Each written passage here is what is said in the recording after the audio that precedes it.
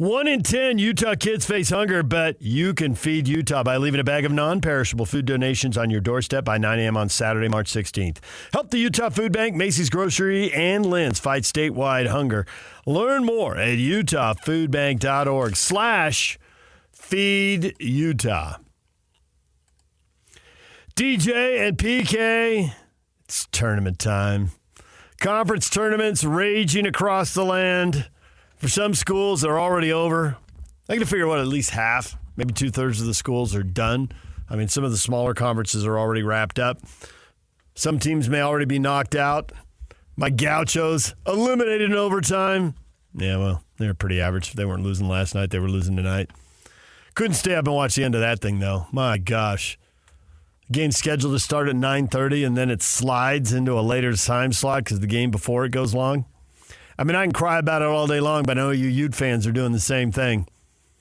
That game was supposed to start at 9:30, and the start time slid past 10 o'clock because of the games before it.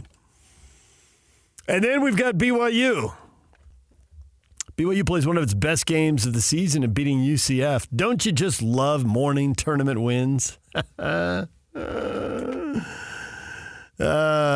Tracy... Yeah, and Utah had one of their best games of the season beating ASU. I love late-night tournament wins. I think there is a group of hardcore fans. Just win, baby. I don't care if you play at 10:30 in the morning or 9:30 at night. Just get the W and move on.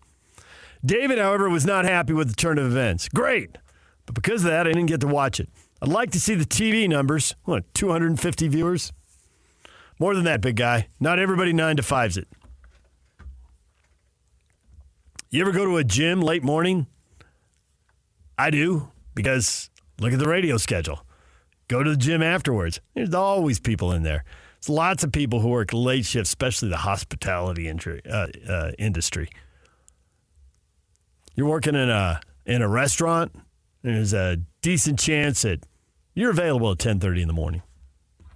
You can watch the game. And what are they supposed to do with 4 games a day? They're going to play them from morning till night. I guess they could make these 5-day tournaments go 6 or 7 days. The Big Sky eliminated their morning games. They just played 2 games, had the top 2 teams play, figured they'll give them buys, and then the top 2 teams got upset, and the whole tournament got scrambled. And Montana State, 17-17, baby. They're going to the tourney. Rock solid 500 team, but they got hot at the right time. Eastern Washington, great season. Thanks for playing. Arch rival Montana, get your hopes up. Can't seal the deal. Weber State, the whole thing was wide open. Oh. And it's Montana State. I don't mind that format, 2 games a day. The West Coast Conference does the same thing, avoids those morning games. They're playing 2 games a day with their format.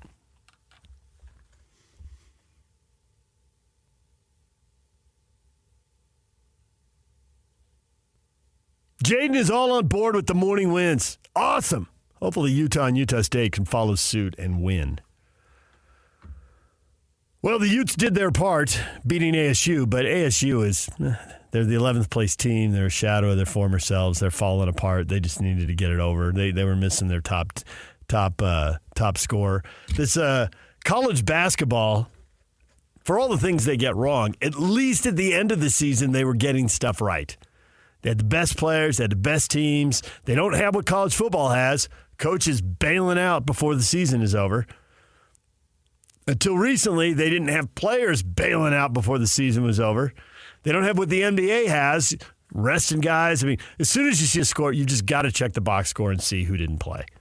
I mean, the Warriors played the Mavericks last night. Steph Curry didn't play. Draymond Green didn't play. And Luka Doncic left the game with an injury.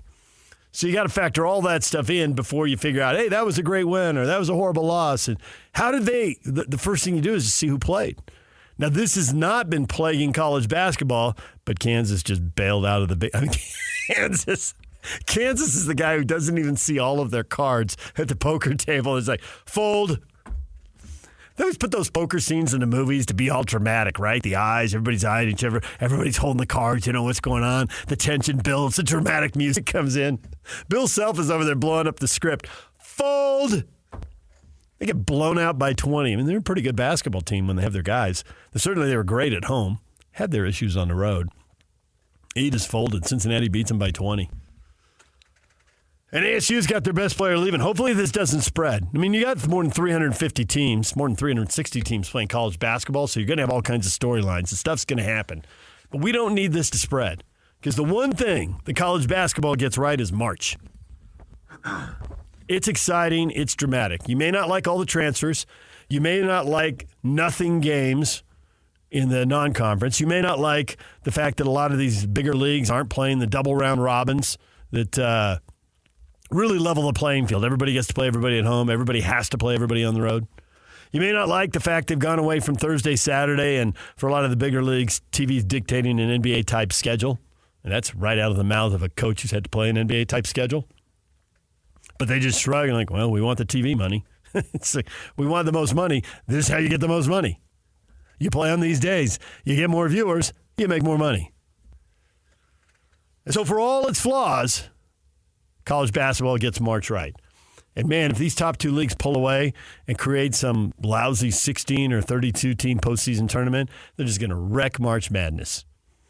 I love seeing the underdog. I love seeing everybody with a dog in the hunt. Southern Utah's only qualified for one NCAA tournament. But, man, they took, I think it was Boston College, took them right down to the buzzer. Final shot didn't go in, so the big dog advanced, and SUU went home. But it was fun. They better not mess this up. And there's a lot of money at stake, so I think they won't. But the way college sports are going, I can't guarantee anything. Question of the morning, BYU plays one of its best games of the season in beating UCF. Don't you just love morning tournament wins?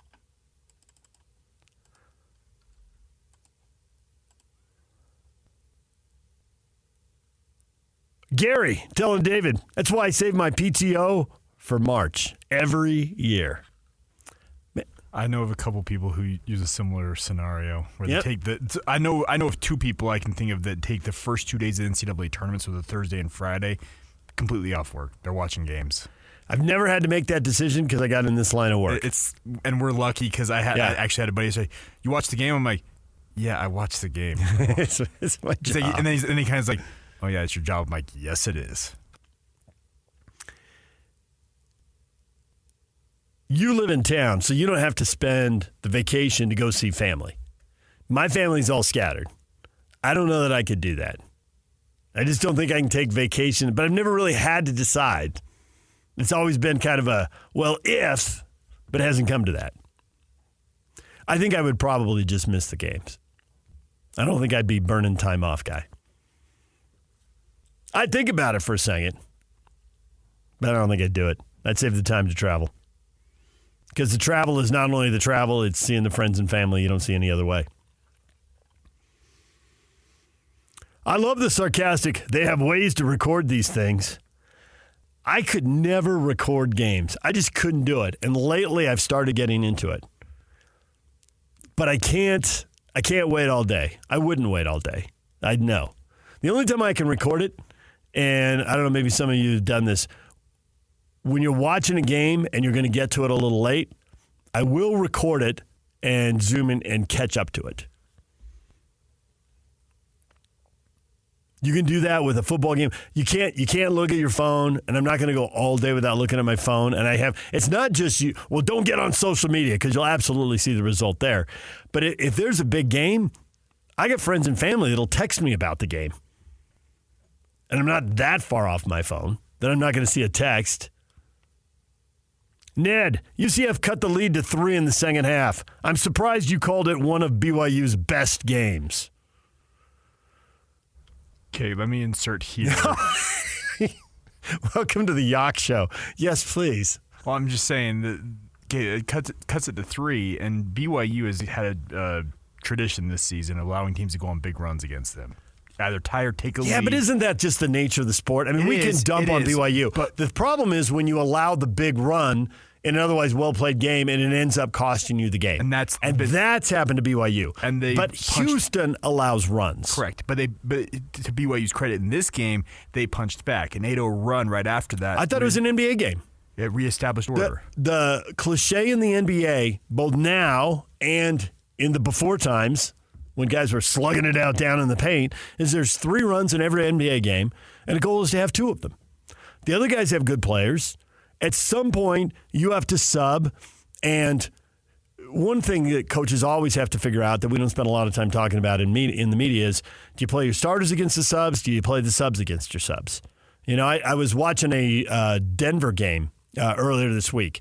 And the announcers, and I was on social media at the time, and Denver got off to a great start, and then whoever they were playing, I don't even remember who they were playing. Maybe it was Miami. I can't remember. But anyway, whoever it was went on a run, and the announcer said to the analyst, "What do you see that they're doing here? They've gone on a run." The guy goes, "The Joker's on the bench." It was that simple. It was beautiful. You're going to give up runs. Your star players have to go out at some point. And a three-point shot, they got a good player. It doesn't take that long. Quinn Snyder's coming back to town. He used to always say, the runs come down to defense. If you can go down and get 3 stops in a row, you can go on a run. Maybe it's a 6-0 run. Maybe it's a 10-0 run. But if you can get 3 stops, that's 4 possessions for you. I guess it could be a 12-0 run the way people shoot threes these days. It's just a matter of getting a few stops. And UCF's got a good player, and he scored 30 points, and he hit a couple of threes, and BYU led by double digits most of that game. So they're up by 9, and 3, stop, 3. Okay, now it's a 3-point game. What do you got? And I love the way BYU came back. Quick 8-0 run. It was a quick 8-0 run. It was mostly free throws and layups. They weren't 3-dependent. Now, against a bigger, more talented, better team, more size, more athleticism, maybe better defensive structure and execution and all that stuff, maybe BYU can't go on that run.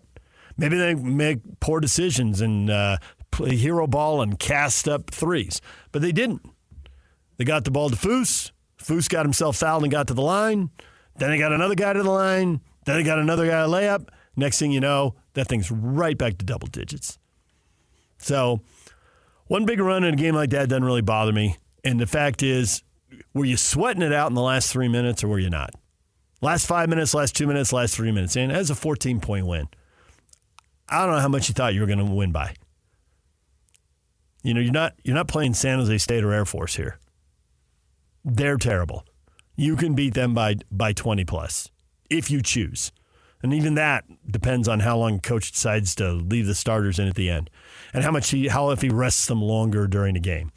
Those teams are out now. Maybe Utah State gets a laugher today. BYU and Utah don't. Utah's playing Colorado. I think they're a bubble team. I think they get in. I think they beat Utah, and they might win the next one. They might win the whole tournament. I saw people writing about it in preseason, and the consensus was there are only 3 teams that are going to win that conference tournament. Arizona, Washington State, and Colorado. And one of those 3 teams is going to be the champ. Probably 2 of those 3 teams in the final, but certainly one of those 3 would be the champ. I expect Colorado will beat Utah tonight. If Utah can win this, it's their 20th win, and it's a good win. You beat Colorado on a neutral floor, I don't really even care what it looks like. We might be in here tomorrow lamenting whatever bad passes or hideous shots or shots that rattled out or bad calls. But if Utah has 1 more point than Colorado when this baby is over, declare victory and move on. PK's been singing Colorado's praises, and they're going to have a lottery pick, and they could have 3 NBA guys on that team. I don't think Utah's going to do it, but if they do, I mean, they really haven't done much outside of the Huntsman Center. So I don't see why they would now. But it's one game. You hit some threes. You play with confidence. Steve Cleveland's come on the air a million times and talked about a guy hits a shot, he goes down and defends harder the next time down. It's just human nature. You can go down to whatever random pickup game you're going to be in later today, inspired by, Weekend Warrior, inspired by the games you watch today. And you'll see that. The person who hits the shot runs back on defense first. They're all fired up. Maybe these have it in them. Cougar game today feels like a toss-up. This BYU Texas Tech game, I can lie to you and tell you what's going to happen, but I don't have the first clue. One of the best names in college basketball is in this game, though. Pop Isaacs. We want our all March Madness names now. Kid out of Vegas. He's a all-world type player when he's on. He scored 32 against BYU in their only other game this season. Law of numbers. Well, Law of numbers. he's their leading scorer. But Matt Harpering. Right, but he didn't average 32. BYU let Darius Brown go for 32 yesterday. He's not Darius Brown? Sorry, not Darius Brown. We just talked to Darius Brown. That'd be news. Why didn't I watch that game? That would have intrigued me. I didn't know Utah State played BYU this year. All right, DJ PK. Aggies should win. Ute should lose. Cougars, total coin flip. That's what Vegas thinks. But it's March Madness. You never know. Coming here tomorrow could be completely the inverse of that. I knew I had it partially right. Darius Johnson. So my apologies. DJ and PK, when we come back. The return. Is it the return, the hero, the conqueror, what is the storyline here? The prodigal son. No, not exactly. We gotta figure that out. DJ PK, it's 97.5 The Zone.